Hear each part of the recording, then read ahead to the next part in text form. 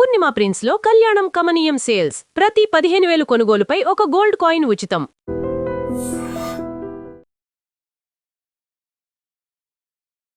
నమస్కారం.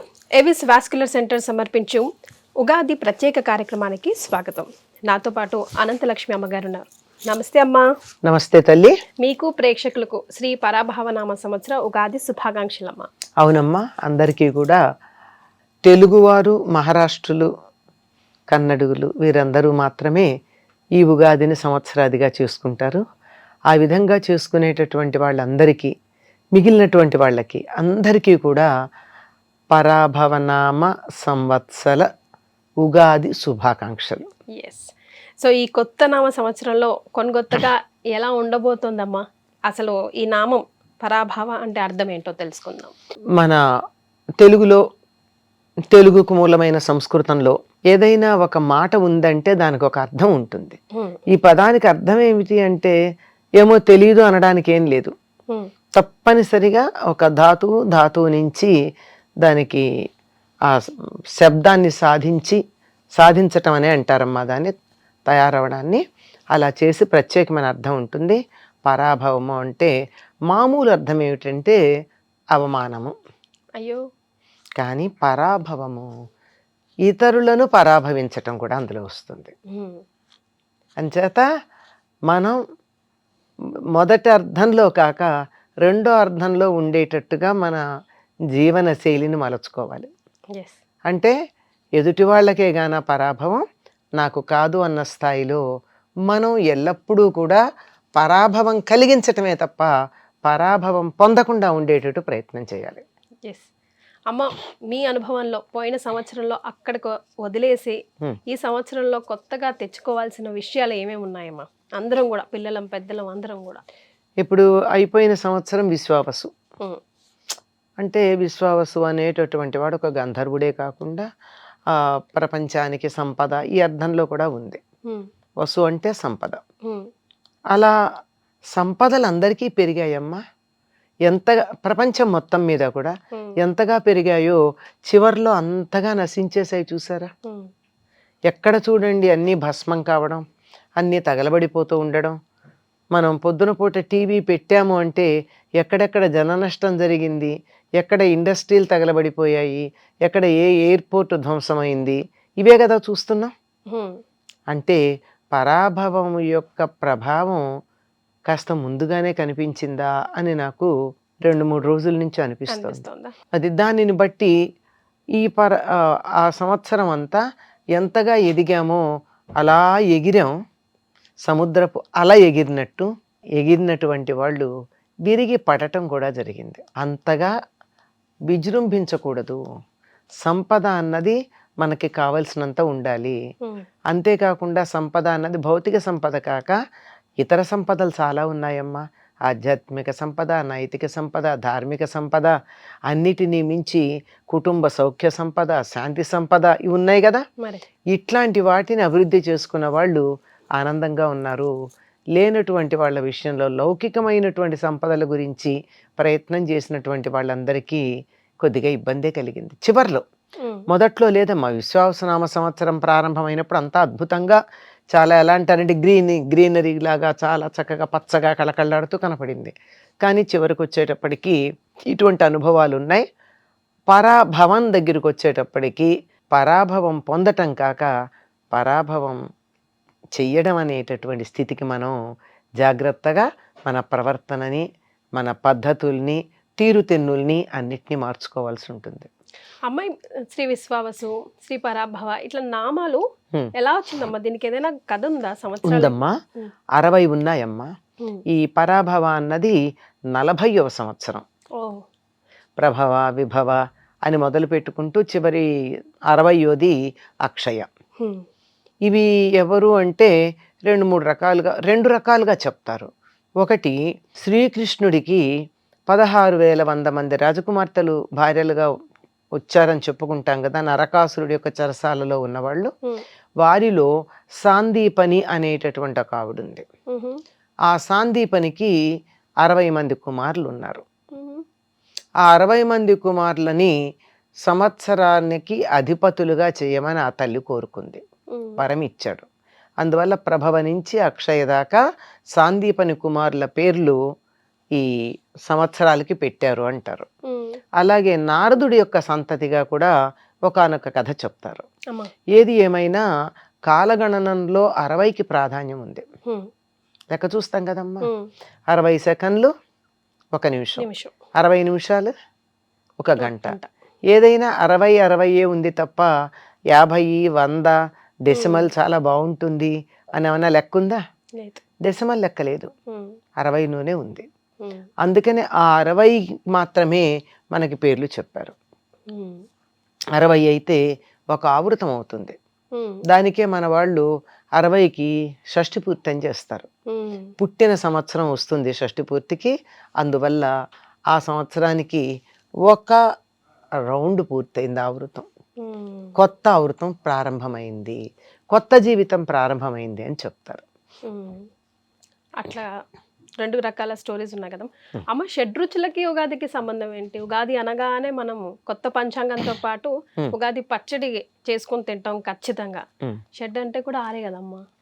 అంటే ఇది మన పండగలన్నీ కూడానమ్మా ప్రకృతిని అనుసరించి ఉండడంతో పాటు ఆరోగ్య పరిరక్షణ కూడా దృష్టిలో పెట్టుకుంటాయి. ఇప్పుడు ప్రకృతిలో వచ్చే మార్పులకు అనుగుణంగా మనం ఆరోగ్యానికి సంబంధించిన నియమాలు కొన్ని పాటిస్తే కదా బాగుంటాం. ఇప్పుడు వేసవికాలం వచ్చాక కూడా నేను అన్ని వేడిగా ఉండేటట్టు తింటాను అంటే కుదరదు, చలవ చేసేవి కావాలి. అంతే కదా. వాతావరణం మబ్బుగా ఉన్నప్పుడు బలంగా ఉండే పదార్థాలు తింటే అరగవు. సందర్భాన్ని బట్టి వేసవికాలం వచ్చేప్పటికి ఆహారంలో మార్పులు వస్తాయి, శీతాకాలంలో మార్పులు ఉంటాయి, వర్షాకాలంలో మార్పులు ఉంటాయి, అట్లాగే వస్త్రధారణలో మార్పులు ఉంటాయి కదా. అదేవిధంగా మనం గమనించుకుంటామో గమనించుకోమో ఇప్పుడు వచ్చేటటువంటి అనారోగ్యాలు ఏమున్నాయి, ఆ అనారోగ్యాలు మన దగ్గరికి రాకుండా ఉండడానికి ఏం చేయాలి అని ఆలోచించి 6 రుచులతో ఉన్నటువంటి ఉగాది పచ్చడిని మనకి పెట్టారు. అంటే జీవితంలో ఉండేటటువంటి 6 రకాలైన రుచులకి ఇవి సంకేతంగా చెప్తారు. షడ్రుచులుగా ఉండేది. పైగా ఇక్కడికి వచ్చేటప్పటికి, తెలుగు వాళ్ళ దగ్గరికి వచ్చేటప్పటికి ఏమిటంటే అన్ని కొత్త పంటలు వచ్చి ఉంటాయి.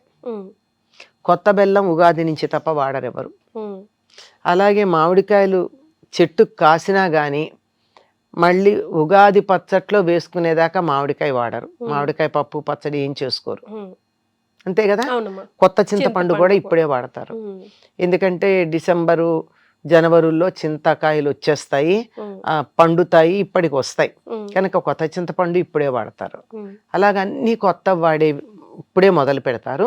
దీంతో పాటుగా ఈ సంవత్సరం అంతా కూడా మనకు అనారోగ్యం చేయకుండా ఉండాలంటే శ్వాసకోశ సంబంధం అయినటువంటి వ్యాధులు కానీ, జ్వరము మొదలైనటువంటివి కానీ రాకుండా ఉండాలి అంటే నింబ పల్లవ భక్షణం అనేది ధర్మశాస్త్రాలు చెప్పాయి.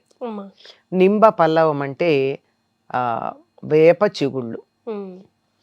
అమ్మ పల్లవాలు తింటామా మనం అని దాంట్లో వేప పువ్వు వేసుకుంటారు. యాక్చువల్గా అయితే పల్లవాలు తినాలి.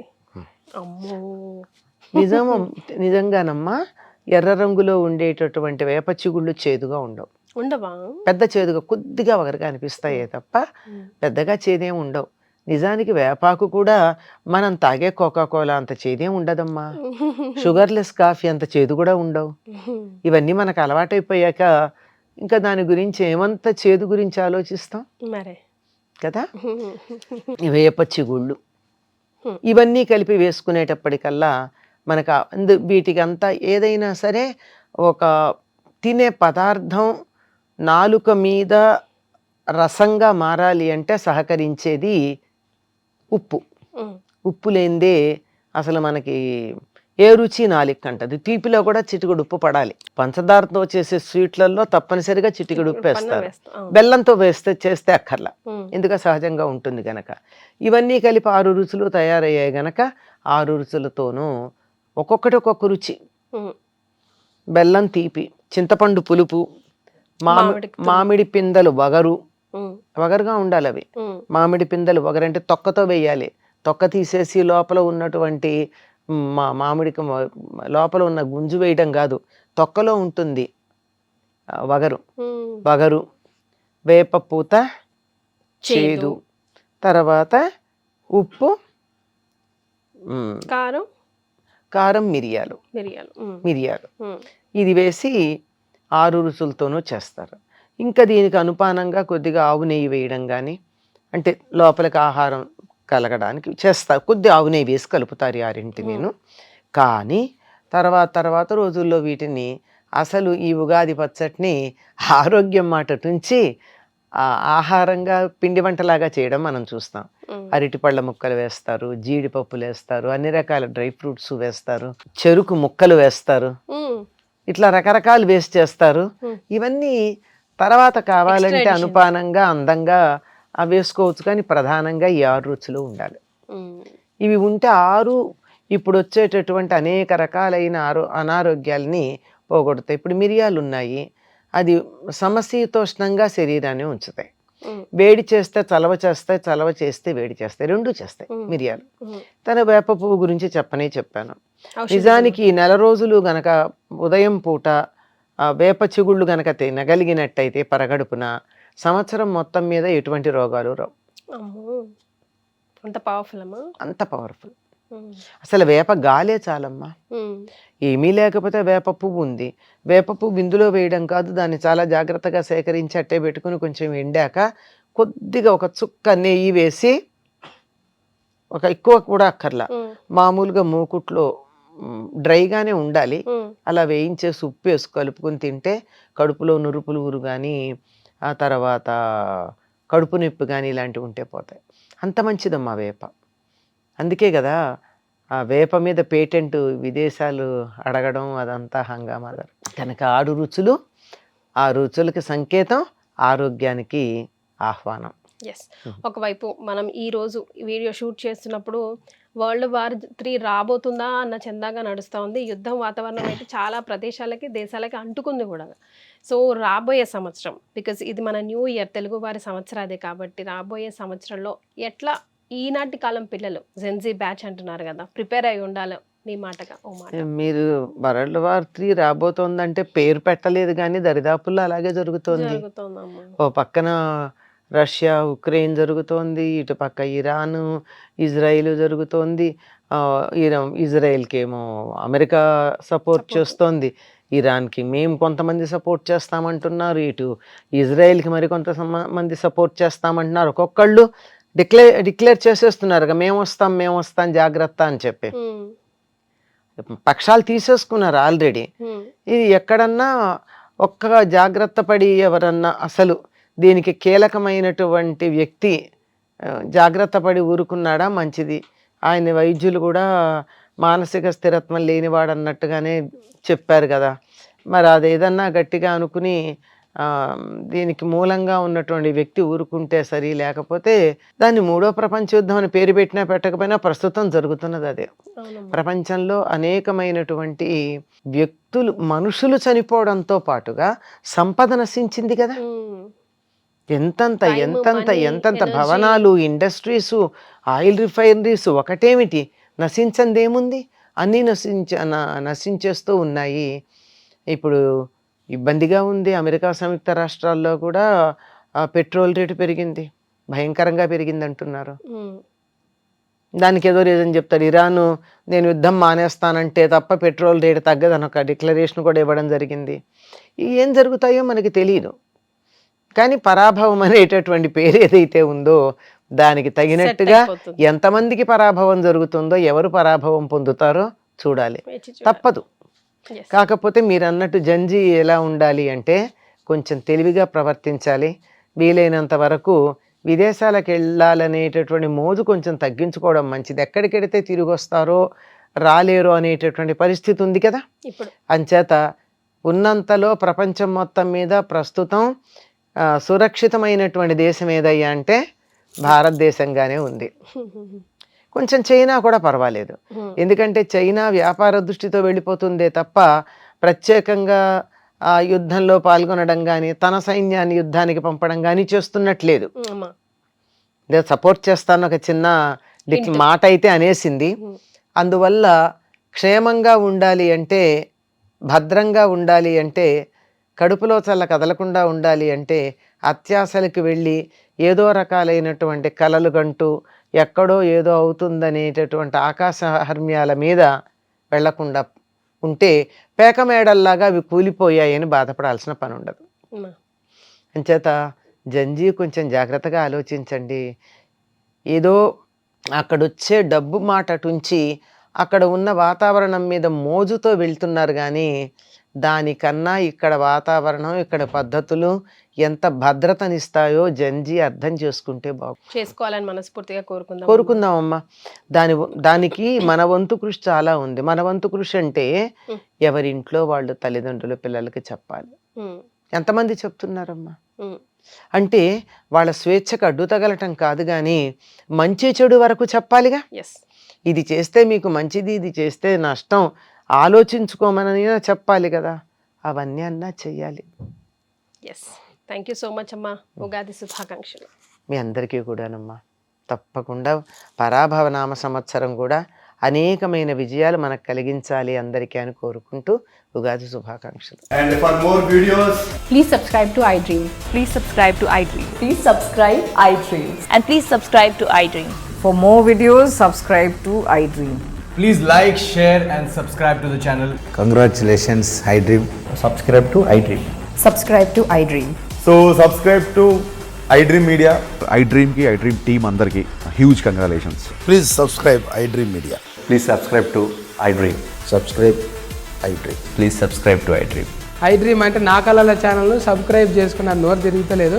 మీరైతే గంట గుర్తు కొట్టండి. For more such videos, please subscribe to iDream. Subscribe to iDream. Please subscribe to iDream. Please subscribe iDream Media. Please do subscribe to iDream. Please subscribe to iDream Media. For best entertainment and information, please subscribe iDream. And don't forget to subscribe to iDream.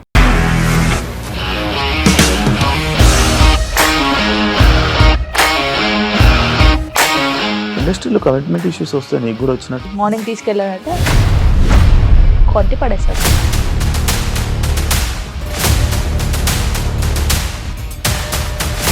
ఒక్కళ్ళు కూడా చూడలేదు ఈ cinema అని చెప్పడానికి కూడా చాలా ధైర్యం కావాలి. అది నిజం కదా, దాంట్లో ధైర్యం ఏంటి? ఇది నెక్స్ట్ డే ప్లేట్ మార్చేస్తే తప్పు కదా. As of now, we are comfortable this అని నేను అనుకుంటున్నాను. రష్మిక గారిది మీది ఒకే ఊరంట కదా?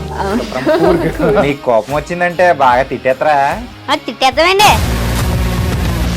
నిజంగా గేమ్ ని ఎలా చేంజ్ చేయగలిగారు? ఏపీఎస్ఎఫ్సి వాళ్ళకి 6 నెలల్లో నేను 6 లక్షలు కట్టా. బిజినెస్ చేయాలనుకుంటే it is as difficult as riding a tiger.